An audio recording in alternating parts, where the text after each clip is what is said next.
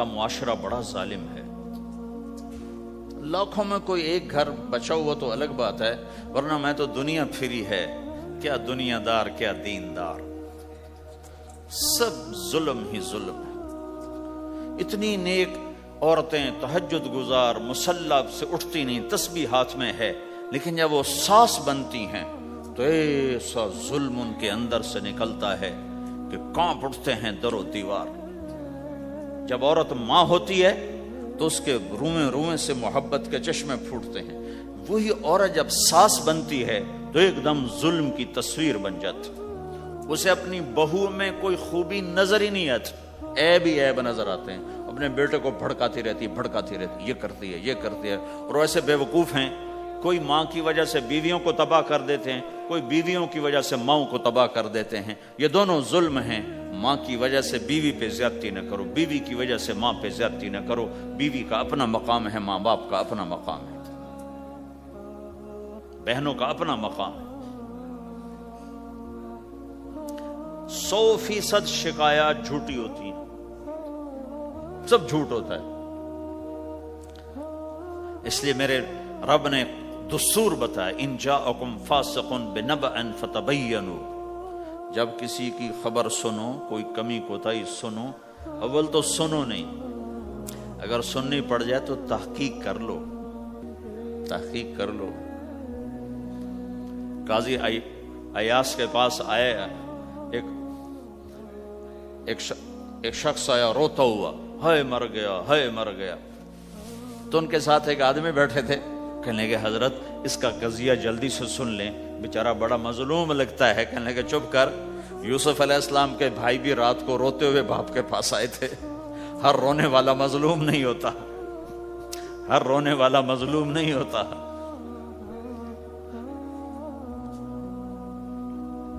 اپنے گھروں کی فضا بناؤ، کمی سنو ہی نہیں. تمہاری بیوی ماں کی کمی بتانے لگے، کہا مجھے نہ بتاؤ، تیری بڑی مہربانی. تمہاری ماں تمہاری بیوی کی کمی بتانے لگے، کہا اماں مجھے نہ بتا، تیری بڑی مہربانی.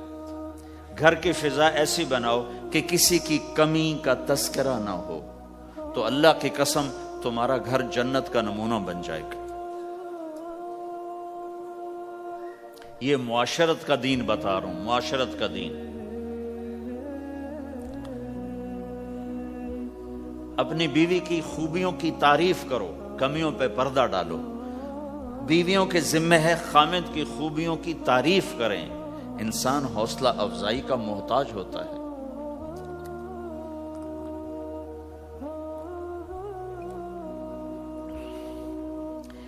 ایک بزرگ ہے اپنے کسی مرید کے گھر، تو وہاں انہوں نے کھانا کھایا، کھانا ان کو پسند آیا. کہنے لگے اپنی بیگم کو پردے میں بلاؤ. تو انہیں اپنی بیگم کو پردے میں بلایا، کہا بیٹی میں نے تیرا ہاتھ کا کھانا کھایا، بہت مزیدار تھا، اللہ تمہیں جزائے خیر دے، تم نے بہت اچھا پکایا. تو وہ زارو قطار رونے لگی.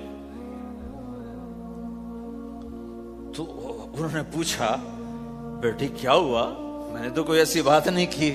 کہ نہیں حضرت آپ کی بات پہ رونا نہیں آیا، رونا اس پر آیا ہے کہ 30 سال سے میں اس شخص کے ساتھ رہ رہی ہوں، کبھی ایک دفعہ اس نے میرے ہاتھ کے پکے کی تعریف نہیں کی.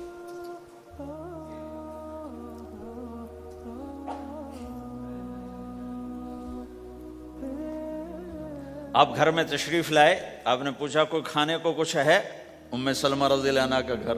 کہا یا رسول اللہ آج تو کچھ نہیں، سرکہ ہے. کہا واہ واہ واہ واہ، نعم الادام الخل، سرکہ تو بہت اچھا سالن ہے.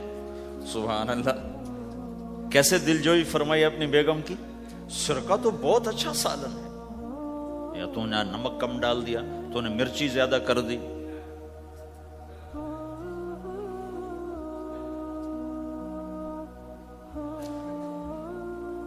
ہم رائمنڈ میں پڑھتے تھے نا، تو پکانا ہمارے ذمہ ہوتا تھا، تو ہمیں پتا کہ پکاتے ہوئے کیا گزرتی.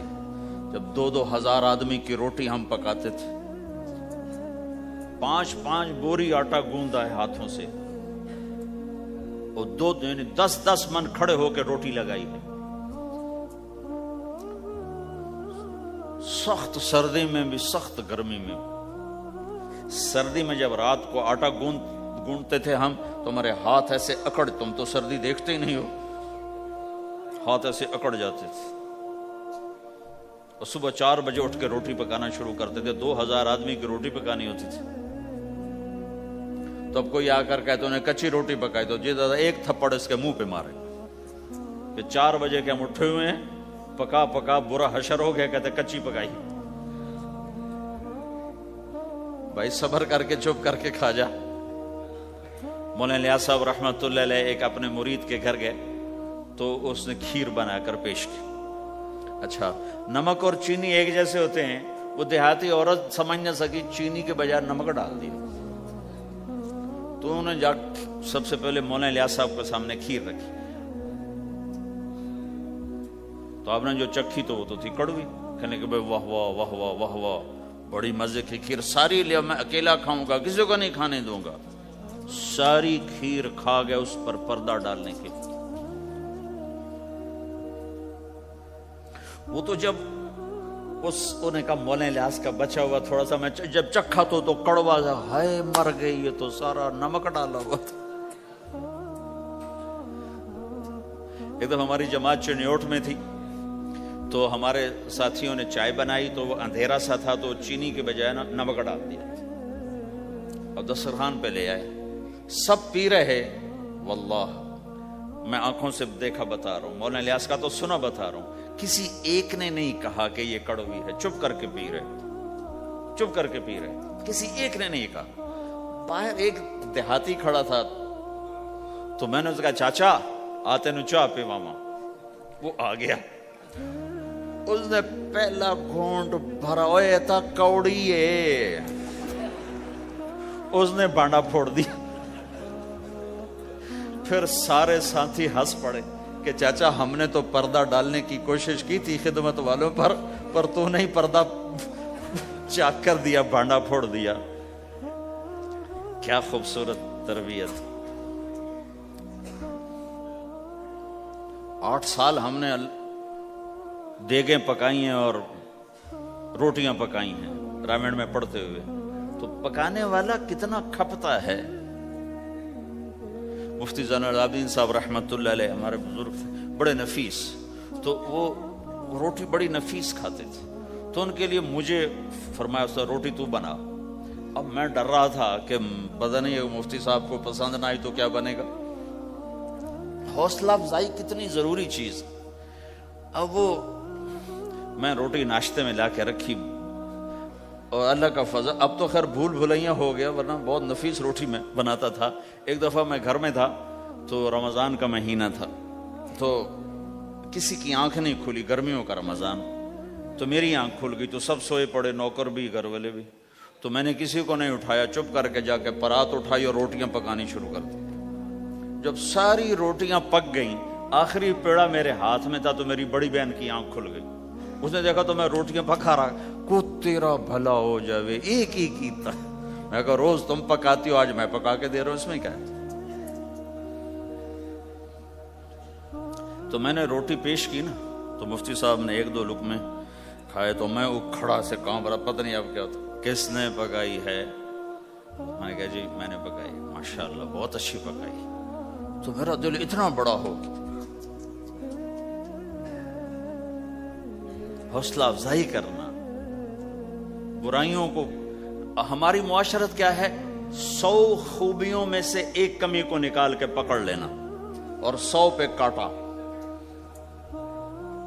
100 نظر نہیں آتی، ایک کمی کو پکڑ کے اسے اچھال رہے اچھال رہے اچھال رہے اچھال رہے اچھال رہے.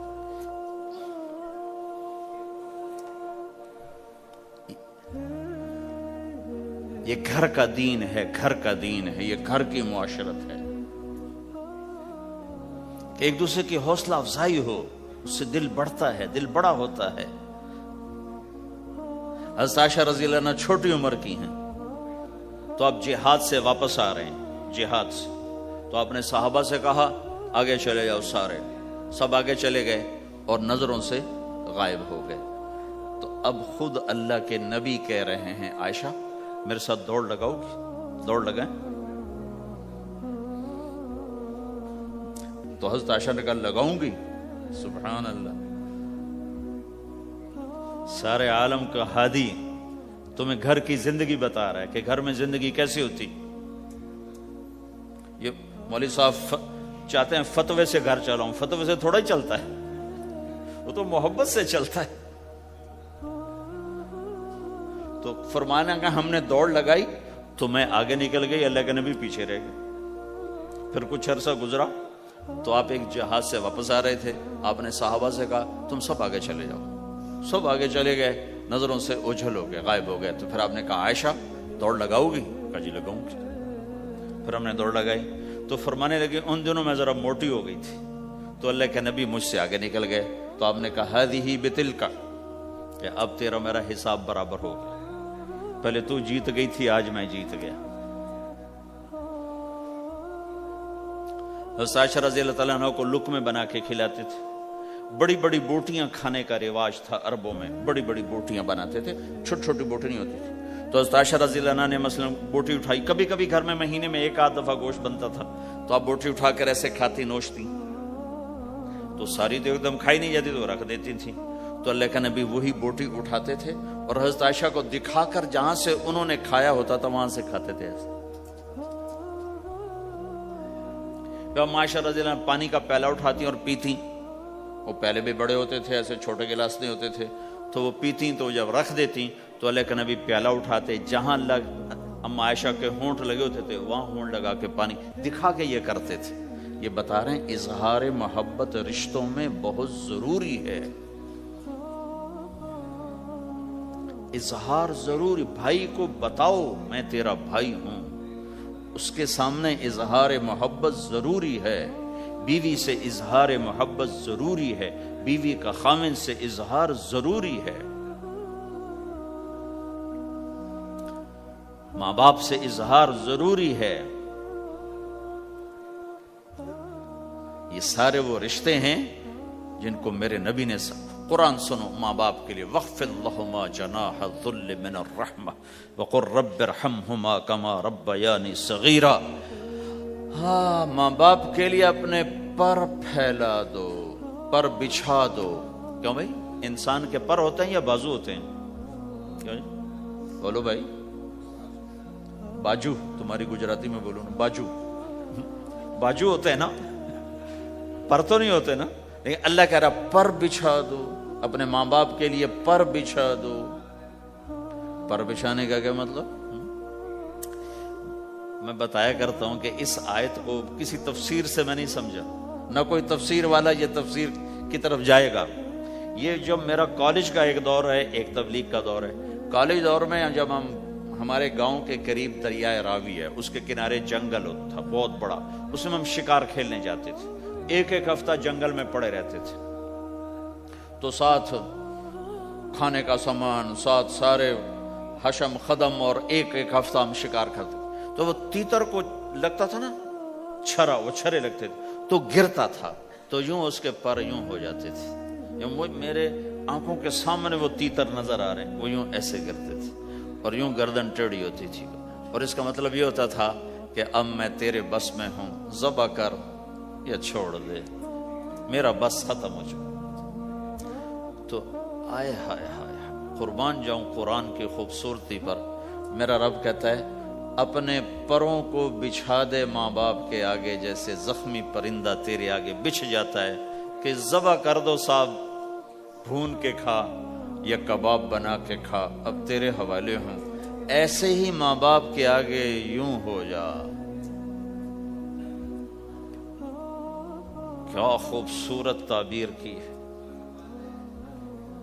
لا تقل لهما اف، اون بھی نہ کر. آپ نے فرمایا کاش میرے والدین ہوتے. تمنا کی. 2 مہینے کے تھے ماں کے پیٹ میں تو باپ کا انتقال ہو گیا، یا اور نہیں تو میری ماں تو ہوتی، میری ماں تو ہوتی.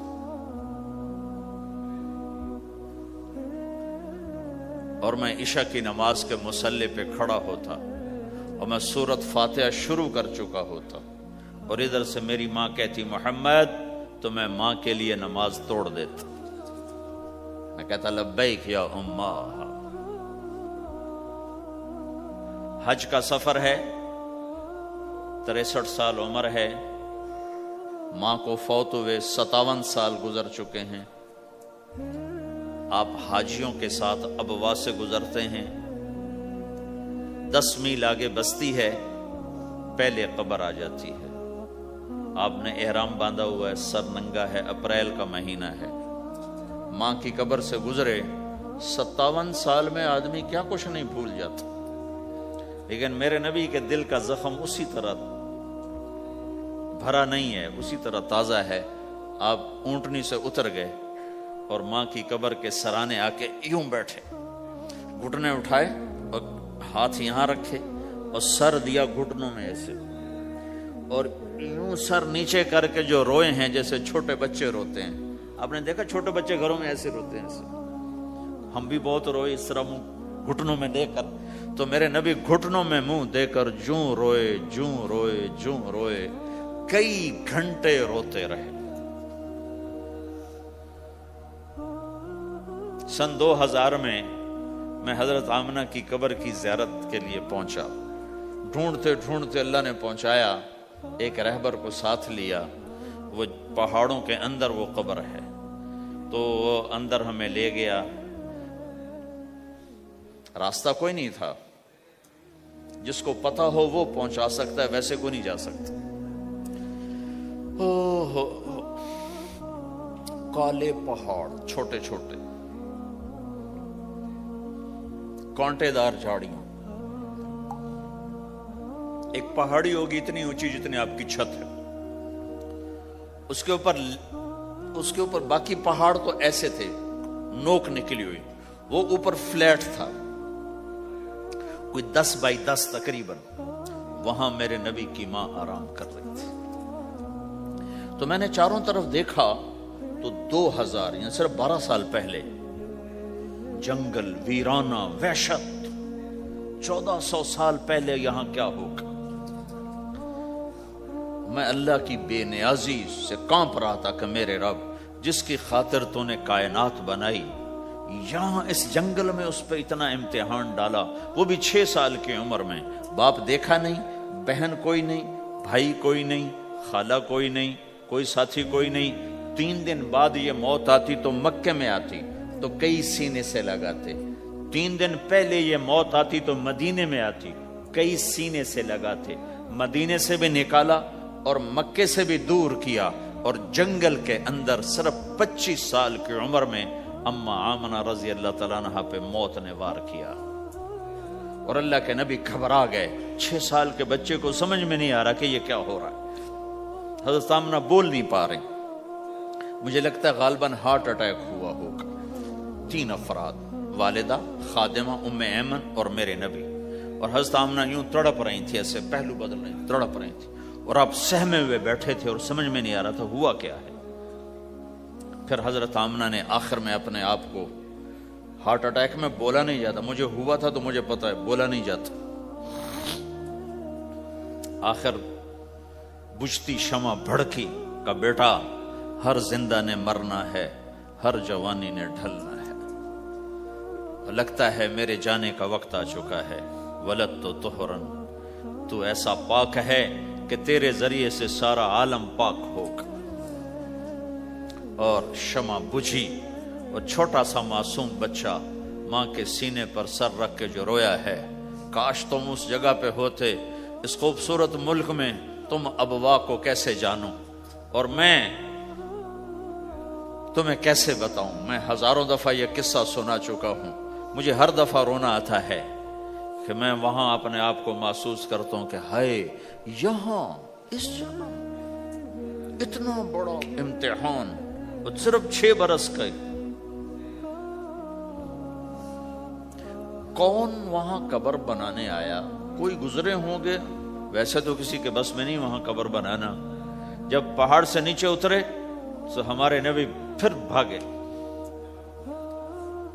جب ام ایمن اوپر پہنچی ہیں تو کیا منظر تھا کہ ابوا کے پہاڑ بھی روئے اور زمین آسمان بھی روئے، اور ہر پتھر رویا کہ 6 سال کا معصوم بچہ 2 جہان کا سردار ہے، جنت کا چابی بردار ہے، اللہ کا جھنڈا ان کے ہاتھ میں ہوگا، شفاعت ان کی کہ طفیل حساب ہوگا، ان کی شفاعت کے ساتھ پل پار ہوگا، ان کے صدقے جنت کا دروازہ کھلے گا، ان کے صدقے جنت میں داخلہ ہوگا، ان کے صدقے گناہوں کی معافی ہوگی۔ اور اتنی بڑی ہستی والضحیٰ واللیل اذا سجا کا ٹائٹل لینے والا، وما ارسلناک الا کافۃ للناس بشیرا ونذیرا کا ٹائٹل لینے والا، 6 سال کا بچہ، مجھے دیکھو ماں کی قبر کو سینے سے لگایا ہوا تھا اور اس کے اوپر لیٹے ہوئے تھے۔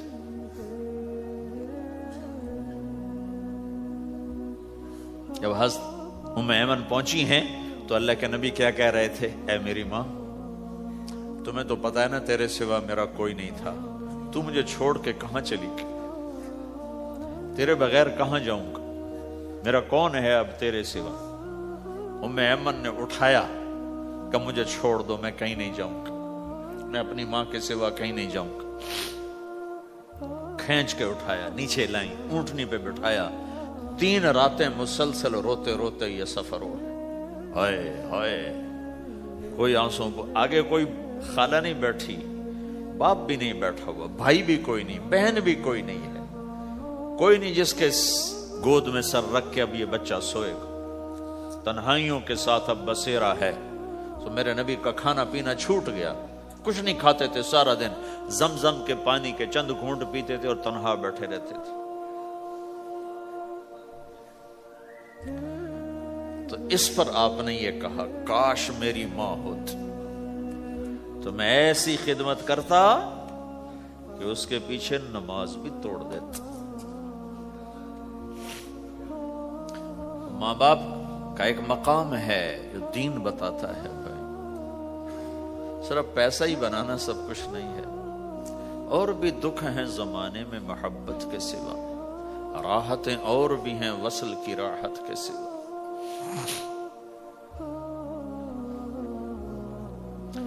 ماں باپ کا ایک مقام ہے، ان کو مقام دو، لیکن ماں کی وجہ سے بیوی پہ ظلم نہ کرو،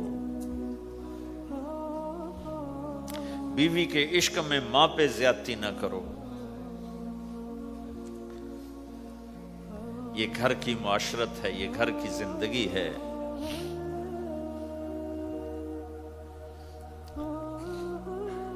حضرت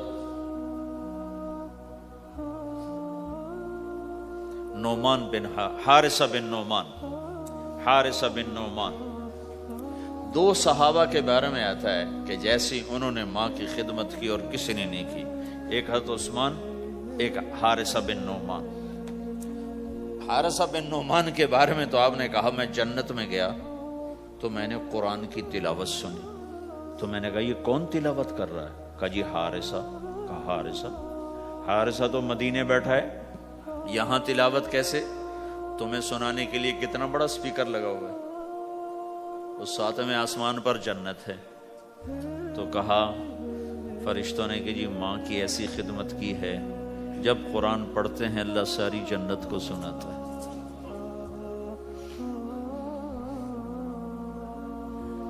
تو جن کے والدین یہاں ساتھ ہیں وہ انہیں غنیمت جانو، ان کی خدمت کرو۔ لیکن میں بار بار اس لیے بتا رہا ہوں کہ یہ پہلو میں بہت کمی زیادتی ہے کہ ماں باپ یا ماں کی وجہ سے بیوی پہ زیادتی نہ کرو، چونکہ ساس کو میں نے رحم دل نہیں دیکھا، چاہے وہ تہجد گزار ہو، چاہے وہ روزے دار ہو، چاہے وہ حج عمرے کرتی ہو، چاہے سارا دن تسبیح اس کے ہاتھ میں ہو، میں نے کسی ساس کو رحم دل نہیں دیکھا، چونکہ یہ اخلاق سیکھے ہی نہیں ہے، سکھائے ہی نہیں ہے کسی کو۔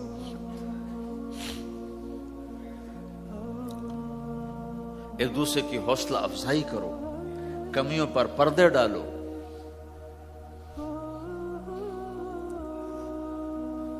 اپنے گھروں میں تم پرائے دیس میں اولاد کو وقت دو، اولاد کو ٹائم دو۔ دین سکھانے کے لیے سب سے پہلا مدرسہ ماں باپ ہیں، تربیت کی پہلی جو مجلس ہے وہ ماں باپ ہیں۔ اگر ماں باپ ٹائم دیتے رہیں گے تو اولاد کے اندر دین آئے گا، اگر ماں باپ نے ٹائم نہ دیا، 2 جہان کے سردار ہیں، اپنے بچوں سے کیسے گھل ملے ہوئے ہیں، آپ حسن حسین دونوں کو کھڑا کرتے. جعفر رضی اللہ عنہ جوانی میں شہید ہو گئے تھے، ان کے 3 بیٹے عبداللہ اور محمد، ان کو کھڑا کرتے، پھر خود ایسے بیٹھ جاتے. ہاں بھائی، جو مجھے پکڑے گا اس کو انعام ملے گا، سب سے پہلے جو مجھے ہاتھ لگائے گا اس کو انعام ملے گا.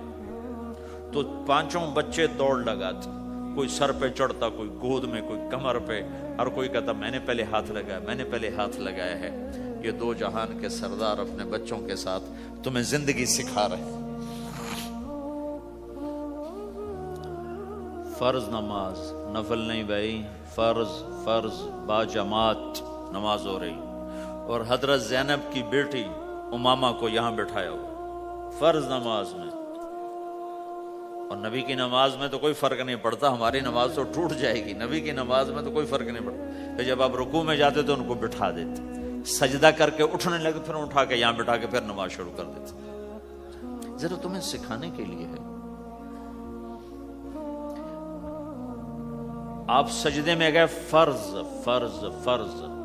تو حسن رضی اللہ عنہ کمرے سے نکلے اور دوڑتے ہوئے کہ اللہ کے نبی کی کمر پہ چڑھ گئے. تو آپ نے سجدہ لمبا کر دیا. جب لمبا زیادہ ہو گیا تو صحابہ ڈر گئے، یہ کیا ہو گیا؟ تو پہلی صف والوں نے ذرا یوں اٹھا کے سر اٹھا کے دیکھ چکر کیا ہے. تو دیکھا تو حسن کمر پہ چڑھے ہوئے. تو جو قریب میں ایک آدمی تھا اس نے سجدے میں ہی ہاتھ آگے کیا ان کو پکڑ کے نیچے اتارنے کے لیے. تو اللہ کے نبی کی یہاں سے نظر پڑی کہ ایک ہاتھ آگے آ رہا ہے، تو آپ نے یوں اشارہ کیا، چھوڑ دو کچھ نہ کہو. تو جب تک حسن نہیں اترے کمر سے آپ نے سجدے سے سر نہیں اٹھایا.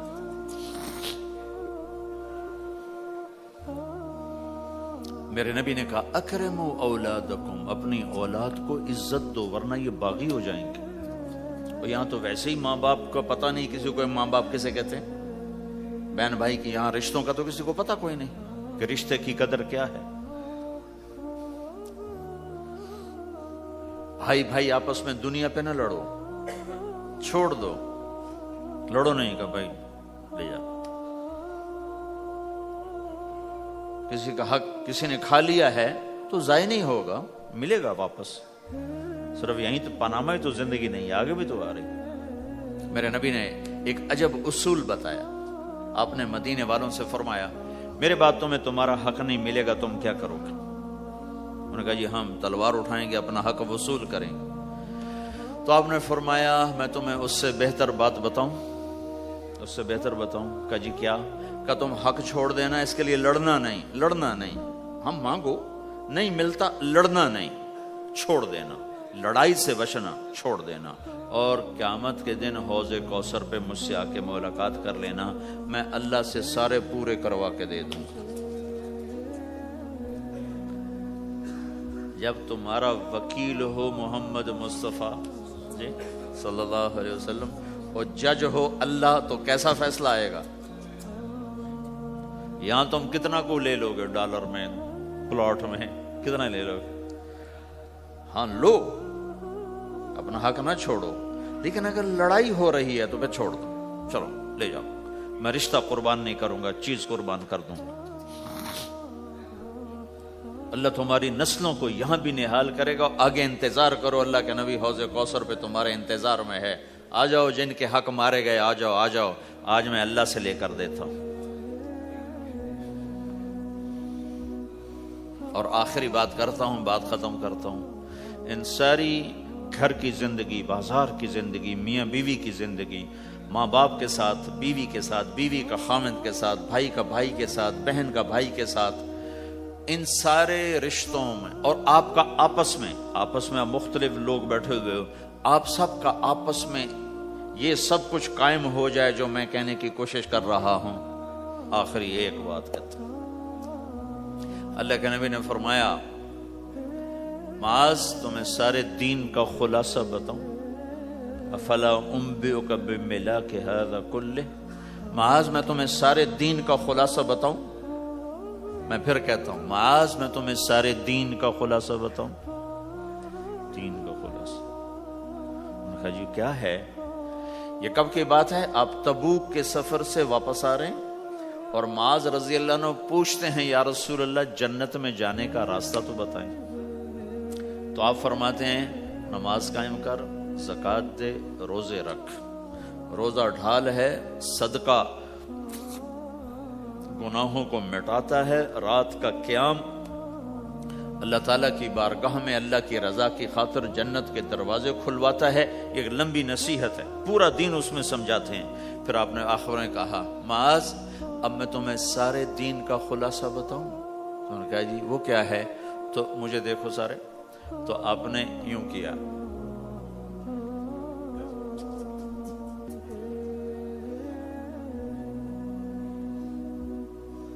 دیکھ لیا سب نے، منہ سے کچھ نہیں بولے، عمل کر کے دکھایا. کس کو؟ کوئی چھوٹا بچہ سامنے کھڑا ہوا ہے. کون کھڑا ہے؟ معاذ. معاذ کون ہے؟ آپ نے کہا قیامت کے دن میری امت کے علماء کا جھنڈا معاذ کے ہاتھ میں ہوگا. اس کو یوں سمجھا جیسے چھوٹے بچے کو سمجھاتے ہیں. معاذ زبان پہ قابو رکھنا، زبان پہ قابو رکھنا، زبان پہ قابو رکھنا تو سارا دین تیرا محفوظ. اگر زبان قابو میں ہے بیوی کی، خاوند کی، ماں کی، باپ کی، بھائی کی، بہن کی، پڑوسی کی، پارٹنر کی، ساتھی کی، پورا دین محفوظ ہو جائے گا، گھر جنت بن جائے گا. زبان اگر تیز ہو گئی تو بس سارا دین برباد. دین میں بچے گا ہی کچھ نہیں اگر زبان پہ قابو نہیں تو. میرے پاس وکیلوں کا وفد آیا، ہم جماعت میں تھے مظفر آباد. تو میں نے آدھا گھنٹہ بات کی. کہا جی آپ کی بہت نصیحتیں سنی ہیں، آخر میں کوئی ایک نصیحت کر دیں. تو میں نے کہا یہ کہ نہیں یہ نہیں، کوئی اور نصیحت کرے. یہ بڑا مشکل کا، ایک تو یہی ہے کہ اسے قابو میں رکھو. ایک میٹھا بول دلوں کو خرید لیتا ہے اور ایک کڑوا بول زندگی میں زہر گھول دیتا ہے. میں اور آپ کیا حیثیت رکھتے ہیں؟ میرے نبی کی خدمت میں پیش ہوئے ابو سفیان بن حارث اور عبداللہ بن ابی امیہ، ایک پھوپھی کا بیٹا ایک تایا کا بیٹا. ابو سفیان تایا کا بیٹے، عبداللہ بن ابی امیہ پھوپھی کے بیٹے. کہا ہم آئے ہیں، اندر اطلاع بھجوائی، توبہ کرنے آئے ہیں، مسلمان ہونا چاہتے ہیں. تو آپ نے فرمایا مجھے ان کے اسلام کی کوئی ضرورت نہیں ہے، میں ان کو بیعت نہیں کروں گا. انہوں نے مجھے بڑا دکھ دیا ہوا ہے. طائف والوں سے زیادہ تھا. طائف والوں نے تو پتھر مار مار لہولوہان کر دیا تھا. حضرت عائشہ نے پوچھا یا رسول اللہ سب سے زیادہ آپ نے دکھ کہاں دیکھا؟ کہا طائف کی وادی میں. لیکن جب وہ پتھر مارنے والے مدینے میں آئے تو آپ نے ان کا استقبال کیا. اب ایک پھوپھی کا بیٹا ہے، ایک تایا کا بیٹا، آپ کا نہیں، میں نہیں ملوں گا. کیوں؟ کہ ایک میرے بارے میں شعر کہا کرتا تھا اور میری برائی بیان کرتا تھا اشعار میں، اور ایک عبداللہ نے، ابو سفیان میرے بارے میں شعر کہتا تھا، پتھر نہیں مارا، زبان کا غلط استعمال. اور عبداللہ بن ابی امیہ نے مجھے حرم میں کہا تھا آسمان پہ چڑھ جا، 4 فرشتے لے کر آ، ان کے ہاتھ میں پیپر ہو، اس پر اللہ کی مہر ہو اور اللہ کی طرف سے لکھا ہو کہ محمد میرا رسول ہے، تو پھر بھی میں تیری نہیں مانوں گا. تو کہا یہ بات میرے سینے پہ ہے، میں نہیں ان کو ملوں گا. کڑوی بات تو نبی کا سینہ تنگ کر دیتی.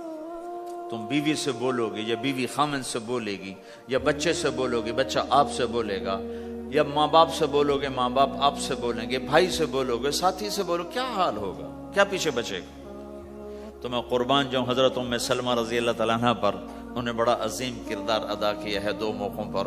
اس میں سے ایک موقع یہ ہے، انہوں نے کہا یا رسول اللہ، ایک آپ کی پھوپھی کا بیٹا، ایک آپ کے تایا کا بیٹا، آپ تو دشمنوں کو معاف کر دیتے ہیں، یہ تو آپ کے اپنے ہیں، آپ معاف کر دیں ورنہ وہ ہلاک ہو جائیں گے.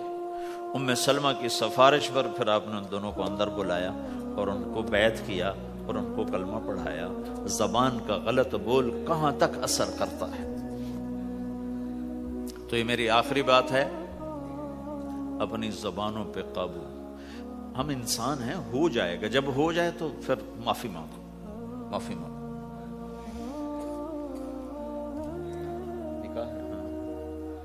جب ہو جائے معافی مانگو. میٹھے بول کے عادی بناؤ کہ کسی کے ساتھ میٹھا بول دینا بھی صدقہ ہے.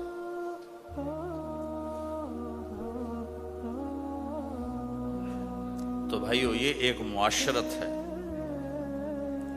ہمارے ہاں پاکستان میں نا بسوں کے پیچھے بڑے عجیب لکھے ہوتے ہیں جملے. تو میری زندگی سڑکوں پہ ہی گزری ہے، تو میں نے اس کا ایک وہ بنایا ہے سکیچ. ایک دفعہ میں ایک بس کے پیچھے جا رہا تھا تو اس کے پیچھے ایک جملہ لکھا تھا جو مجھے بڑا پسند آیا، تو پھر میں پچھلا بھی سنا دیتا ہوں، وہ بھی سنا دیتا ہوں. نئی بس کے اوپر لکھا ہوتا ہے ویکھ ٹور چکوری دی. چکور ایک پرندہ بڑے نخرے سے چلتا ہے، تو نئی بس کے پیچھے لکھا ہوتا ہے مجھے دیکھو میں چکور کی طرح چل رہی ہوں. جب ذرا پرانی ہوتی تو اس کے پیچھے لکھا ہوتا ہے ہارن دے کر پاس کریں. جب زیادہ پرانی ہو تو پھر اس کے پیچھے لکھا ہوتا ہے یا پاس کر یا برداشت کر. اور زیادہ پرانی ہو تو اس کے پیچھے لکھا ہوتا ہے نہ چھیڑ ملنگانو. ملنگ سمجھ تو نہ چھیڑ ملنگانو. یہ ایسے جملے لکھے ہوتے. کہیں وہ رنگ روغن ہو کے دوبارہ آ جائے سڑک پر تو لکھو تو وقت نے ایک بار پھر دلہن بنا دیا. تو ایک دفعہ میں ایک بس کے پیچھے جا رہا تھا تو میں وہ ایسے ہی نظر تو پڑی جاتی ہے تو وہ پھر پڑھا بھی جاتا ہے. تو ایک بس کے پیچھے ایک جملہ لکھا تھا، میرے جو 1.25 گھنٹے کا جو میں مضمون بیان اس کا خلاصہ لکھا تھا دل برائے فروخت. بڑا دل برائے فروخت، اور نیچے لکھا تھا قیمت ایک میٹھا بول. ایک میٹھا بول. ایک بول سے بیوی کا دل خرید لو، ایک بول سے بیوی خامند کا دل خرید لے، ایک بول سے بہو ساس کا دل خرید لے، ایک بول سے ساس بہو کا دل خرید لے، ایک بول سے بھائی بھائی کا دل خرید لے، ایک بول سے ماں باپ اولاد کا دل خرید لے، ایک بول سے اولاد ماں باپ کا دل خرید لے، ایک بول سے تم دشمن کا دل خرید لو. یہ زبان کا میٹھا بول ہے. یہ کرو گے تو اللہ تمہیں چمکائے گا.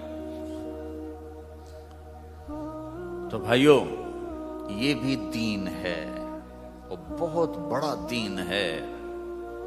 اور دکھ درد کی بات یہ ہے نہ یہ بتایا جاتا ہے نہ یہ سکھایا جاتا. زیادہ زور عبادات پر ہی ہے. حسن جو پیدا ہوتا ہے وہ میک اپ سے پیدا ہوتا ہے.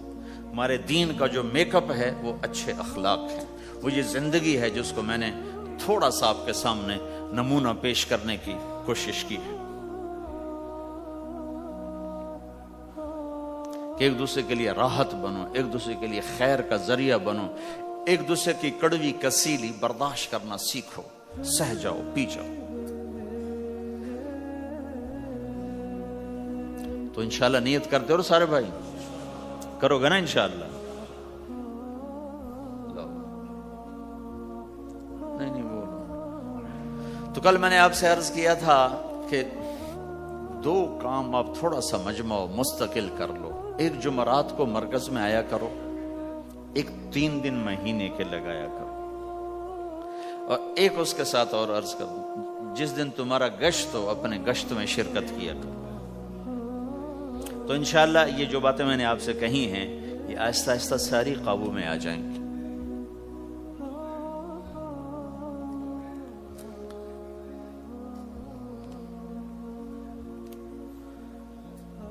صالحہ بنت محمد الیاس، اچھا احمد اسماعیل، یہ ہے. مہر کتنا ہے؟ $1700 نقد.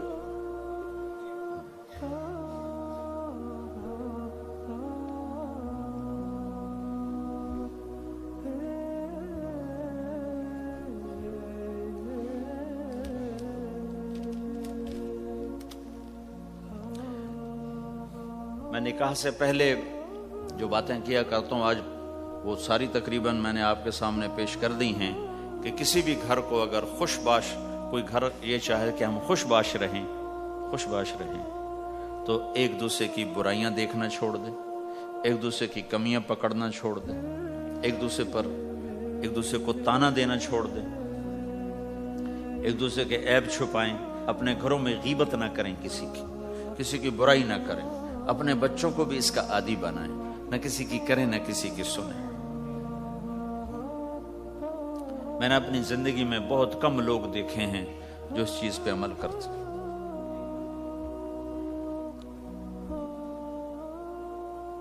تو انشاءاللہ آپ کے گھر میں رونق رہے گی۔ جی بھائی تم ہو احمد؟ اچھا، مجھے فیس کیا دو گے؟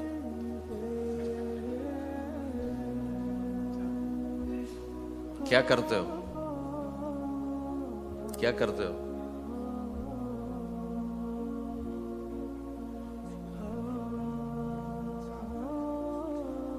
چار مہینے لگاؤ گے تبلیغ میں؟ یہی فیس ہے میری، 4 مہینے تبلیغ میں لگا دوں۔ اعوذ باللہ من الشیطان الرجیم، بسم اللہ الرحمن الرحیم۔ یا ایھا الناس انا خلقناکم من ذکر وانثی وجعلناکم شعوبا وقبائل لتعارفوا ان اکرمکم عند اللہ اتقاکم، وقال النبی صلی اللہ علیہ وسلم اعظم النکاح برکۃ ایسرہ معونہ او کما قال۔ جی بھائی، صالحہ بنت محمد الیاس کو 1700 امریکی ڈالر مہر معجل کے عوض تمہارے نکاح میں دیا، قبول کیا؟ اللہ جزائے خیر عطا۔ درود شریف پڑھو بھائی۔ اللہم لک الحمد کما انت اہلہ، فصل علی محمد کما انت اہلہ، وفعل بنا ما انت اہلہ، انک اہل التقوی و اہل المغفرہ۔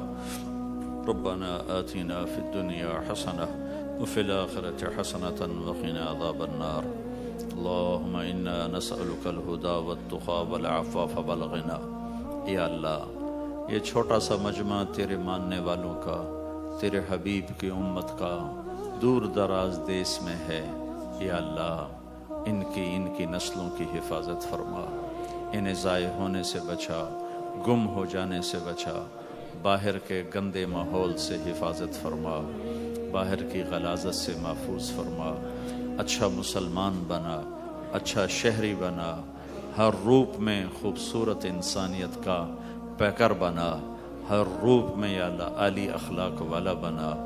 یا اللہ ہم سب سے راضی ہو جا اور پوری امت سے راضی ہو جا۔ جن گناہوں کی وجہ سے تو ناراض ہوا اور امت کا سفینہ ڈوبا، وہ گناہ معاف کر دے، معاف کر دے، معاف کر دے۔ یا اللہ پوری انسانیت کو ایمان کے نور سے روشن فرما دے۔ یا اللہ پوری دنیا کے بسنے والوں کو اپنا تعلق عطا فرما دے۔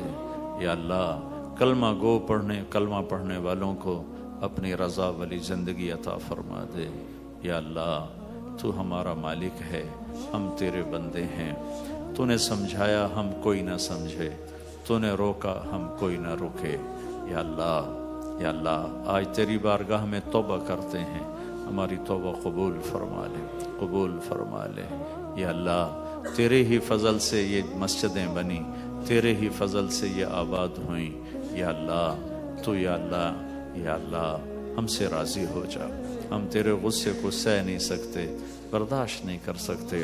میرے مولا ہم سے تو دنیا کی آگ نہیں سہی جاتی، جہنم کی آگ برداشت کون کرے گا؟ یا اللہ میرے آقا ہمیں تو دنیا کی پولیس پکڑے تو ہم یا اللہ پریشان ہوتے ہیں، یا اللہ اگر جہنم کے فرشتوں نے پکڑ لیا تو ہمارا کیا بنے گا میرے مولا؟ یا اللہ جب تو میدان معاشر میں یہ صدا لگائے گا وَامْتَازُوا الْيَوْمَ أَيُّهَا الْمُجْرِمُونَ، آج مجرموں کو الگ کر دو، یا اللہ ہمیں مجرموں میں دھکا نہ دے دینا۔ اے کریم آقا تیری عزت کی قسم زندگی میں جھولی میں کچھ عمل نہیں، خالی ہاتھ ہیں اور جھولی بھی پھٹی ہوئی ہے، کشکول بھی ٹوٹا ہوا ہے۔ یا اللہ پریشان ہیں کہ حشر کے میدان میں تیرا سامنا کیسے کریں گے میرے مولا، جب تیرے بڑے بڑے نیک بندے، بڑی بڑی نیک بندیاں، بڑے بڑے عمل لے کر آئیں گے، ہم کدھر کھڑے ہوں گے؟ یا اللہ نہ چھپنے کی جگہ ہے، نہ بھاگنے کی جگہ ہے۔ نہ کہیں دائیں بائیں ہونے کی جگہ ہے. پھر تیرے نبی کا سامنا بھی ہونا ہے, ہم ان کو منہ کیا دکھائیں گے میرے مولا. اے کریم آقا شرم ہی شرم ہے. یا اللہ مہربانی فرما دے, اس دن تو ہمارے ساتھ ستاری کا معاملہ فرما دے. یا اللہ ہمارے پاس اور کچھ نہیں ہے, ایک نسبت ہے, اور تو نسبتوں کا قدردان ہے. تیرے نبی نے فرمایا تھا میرا جی چاہتا ہے میں اپنے بھائیوں کو دیکھوں, تو صحابہ نے عرض کی ہم آپ کے بھائی ہیں. تیرے نبی نے فرمایا تھا تم میرے بھائی نہیں ہو, میرے بھائی وہ ہیں جو مجھے دیکھے بغیر میرا کلمہ پڑھیں گے. یا اللہ اور تو کچھ نہیں ہے, تیرے نبی کو نہیں دیکھا, تیرے قرآن کو اترتے نہیں دیکھا, تیرے فرشتوں کو اترتے نہیں دیکھا, ہم نے تو چاروں طرف ننگی ننگ دیکھا ہے. اوریانی ہے, فحاشی ہی فحاشی ہے, ہر طرف میرے آقا گند ہی گند ہے. ایک قدم آگے چلتے ہیں 10 قدم پیچھے جا گرتے ہیں. صبح توبہ کرتے ہیں شام کو ٹوٹ جاتی ہے, شام کو کرتے ہیں صبح ٹوٹ جاتی ہے.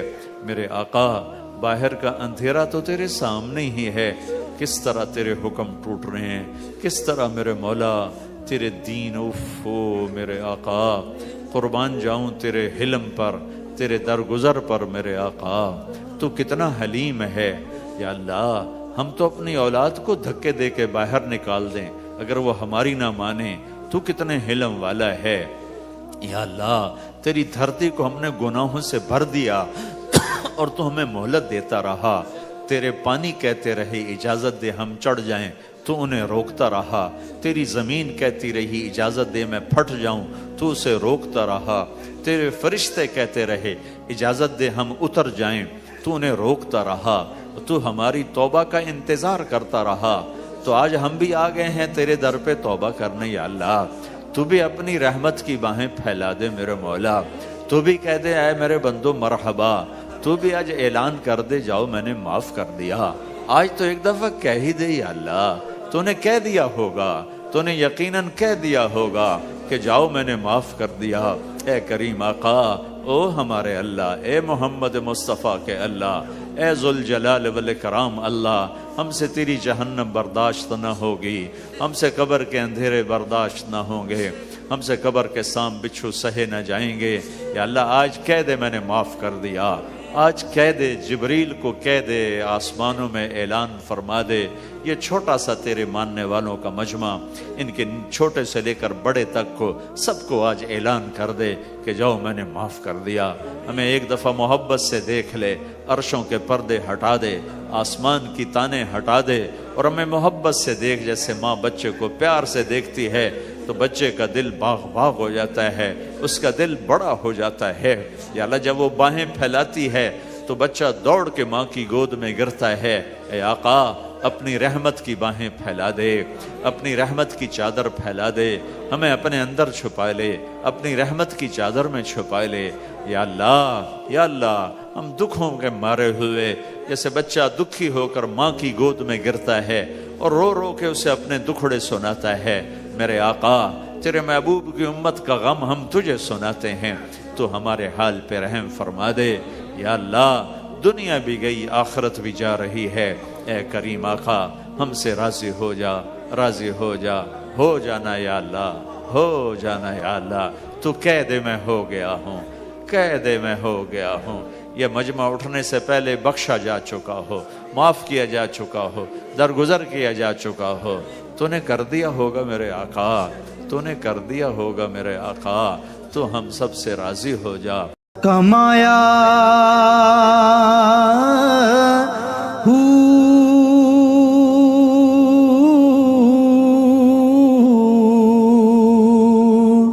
نام بھج